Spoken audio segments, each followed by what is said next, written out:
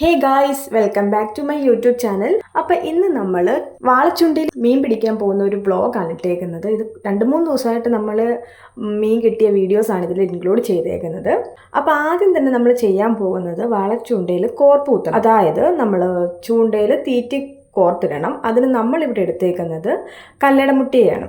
കല്ലടമുട്ടിയുടെ നടുക്ക് വെച്ച് ഇങ്ങനെ കോർത്തിടുമ്പം അത് നല്ലപോലെ ഇങ്ങനെ ഓടി നടന്ന് ആക്റ്റീവായിട്ട് നടക്കുമ്പോൾ മീൻ വന്നവത്തെ കൊത്തും. അങ്ങനെയാണ് ഇതിൽ മീൻ കുടുങ്ങി കിടക്കുന്നത്. മെയിനായിട്ട് ഇതിൽ വാളെ പിടിക്കുക എന്നാണ് ഞങ്ങളുടെ ലക്ഷ്യം. വെള്ളമൊക്കെ പൊങ്ങി വരുമ്പോഴത്തേക്കും ഈ പാടത്തെല്ലാം വാളകൾ കയറി വരും.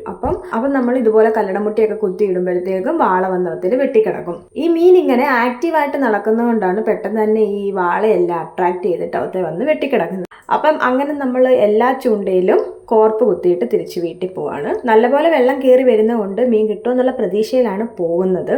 ഇത് കഴിയുമ്പോൾ നമ്മൾ രാത്രിയാകുമ്പോൾ വന്ന് ഈ വാളച്ചൂണ്ടയിലെല്ലാം മീൻ വെട്ടിയിട്ടുണ്ടോ എന്ന് നോക്കും.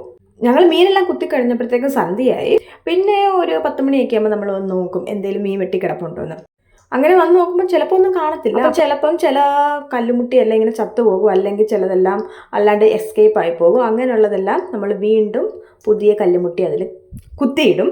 അങ്ങനെ ആദ്യത്തെ ദിവസം രാത്രി നമുക്കൊന്നും കിട്ടിയില്ല. പിന്നീട് പിറ്റേ ദിവസം രാവിലെ വന്ന് നോക്കുമ്പോഴാണ് ഞങ്ങൾക്ക് അത്യാവശ്യം വലിപ്പം ഒരു 1 കിലോ ഒക്കെ ഉള്ളൊരു വാളിനെ അതിൽ വെട്ടിക്കിടപ്പുണ്ടായിരുന്നു. ഞങ്ങളുടെ ഇവിടെ വെള്ളമൊക്കെ കയറുമ്പം വീട്ടിനകത്തൊക്കെ പെട്ടെന്ന് തന്നെ വെള്ളം കയറുവേ. അതുകൊണ്ട് തന്നെ ഈ വാളേനെ ഞങ്ങൾ വീട്ടിനകത്താണ് കെട്ടിയിടുന്നത്. വീട്ടിനകത്ത് മീൻസ് ജസ്റ്റ് റൂമിനകത്ത് ഇങ്ങനെ കെട്ടിയിടും. അപ്പോൾ അത് ചത്തുപോകത്തില്ല പെട്ടെന്ന്. നമുക്ക് ആവശ്യമുള്ളപ്പോൾ അതിനെ എടുത്താൽ മതി.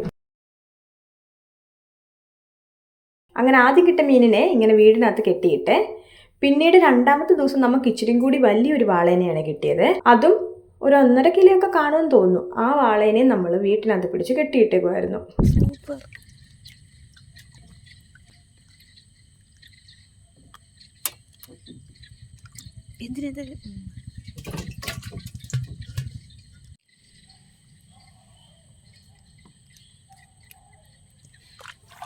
അപ്പോൾ ഈ വെള്ളം കയറുന്ന സമയത്ത് ഈ വീടിനകത്തൊക്കെ കുഞ്ഞു കുഞ്ഞു മീനുകൾ കയറി വരുവേ. അപ്പോൾ നിങ്ങൾക്ക് കണ്ടാൽ മനസ്സിലാവും ഈ മീനുകൾ കയറി വരുമ്പോൾ ഈ വാളയാണെങ്കിൽ ഫ്രണ്ടിൽ കിടക്കുന്നത്. അപ്പം മീൻ ആദ്യമേ ഒന്ന് ഭയപ്പെടും, പക്ഷേ വീണ്ടും അതുവഴി തന്നെ നടക്കുകയും ചെയ്യും.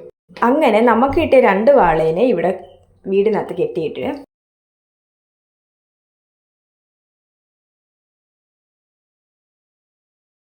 പിന്നീട് 3ാമത്തെ ദിവസം നമുക്ക് വാളേനൊന്നും കിട്ടിയില്ല ഗൈസ്.